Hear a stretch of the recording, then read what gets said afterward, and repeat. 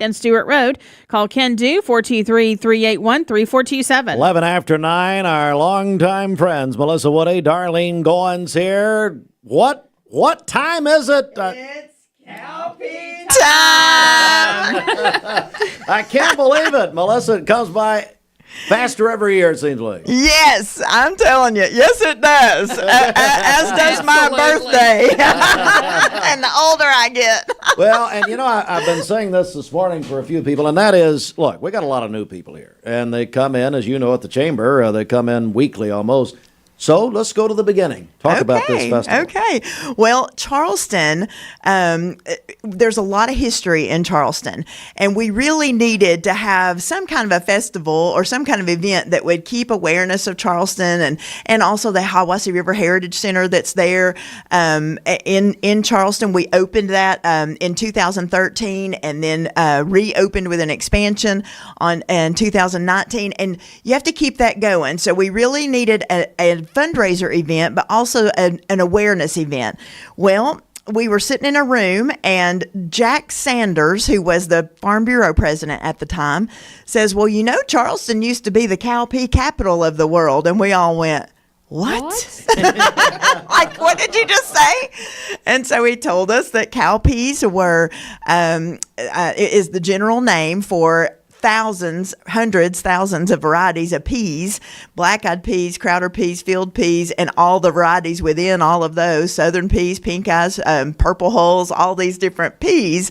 And there was a large growing crop, farmers in the area growing peas in the past, and so much so that when the railroad came through in the 1850s, was constructed in the 1850s, people immediately called it the pea train because so many peas were shipped out of the areas.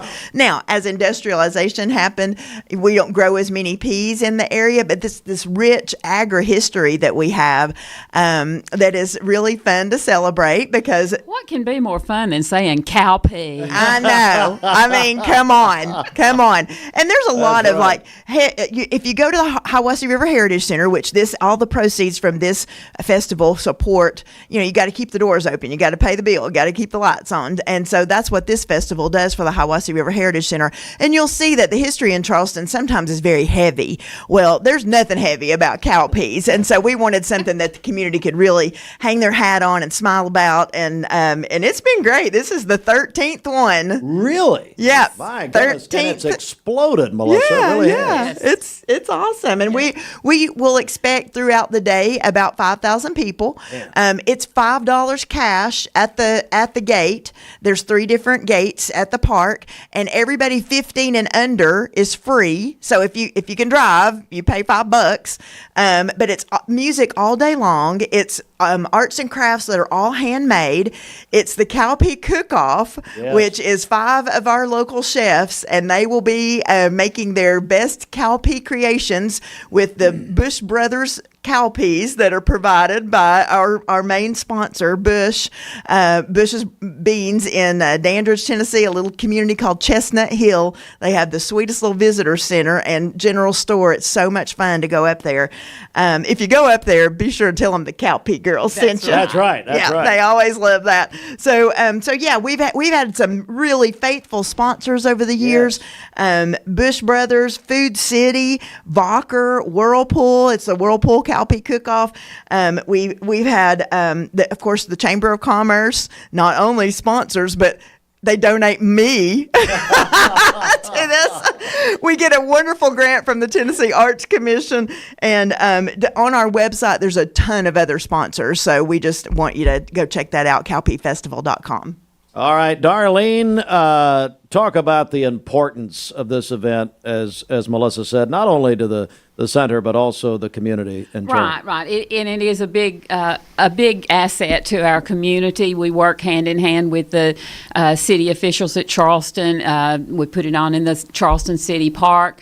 And it's just, it brings the community together for some good fun. Yeah.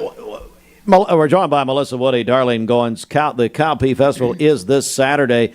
Well, let me go back. What are the hours? The festival kicks off at 10, and then the tasting and you purchase. So another way that we raise funds is you purchase this utensil. This year it's a spork, Yes. and it has a little tag on it, and that's your ticket to get a taste of each of the 5 chef creations.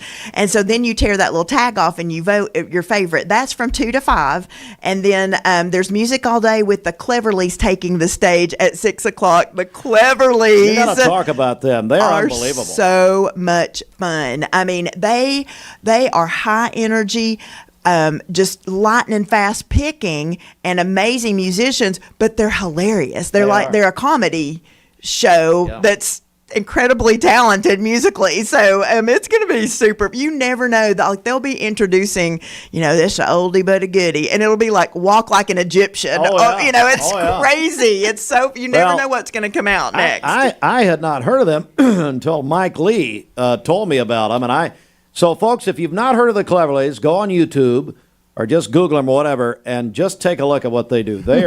Honestly, they're geniuses. Well, I always say, either you love the Cleverleys or you don't know who they are. Yeah, that's true. So look That's them up, because when you look them up, you're going to love them. They're hilarious, and they're so much fun. And I've tried to book them for 3 years. Really? And they were booked on our date, because we're always the second Saturday in September. Yep. And no matter what happens, second Saturday in September. Yep. And so we finally, last year before the festival, I booked them for this year because I thought, I'm going to have them. They're so fun. It's absolute top quality entertainment, like Melissa said, all day long. Darlene, anything you want to add here before we go? Well, I just want to say it is a recipe for fun this year. That's right. Look at And this if t-shirt. you want to have a good time, just come out and join us. All right, Melissa, I'll give you the final word. What do you think? We are looking forward to a sunny and dry day, and we Yes. are very grateful for that. That is something Yes. we pray for, because there's a lot of folks that do a lot of work to get ready for this festival, and a lot of hours and blood, sweat, and tears goes into this. So to have a nice day for it is just something we're very grateful for.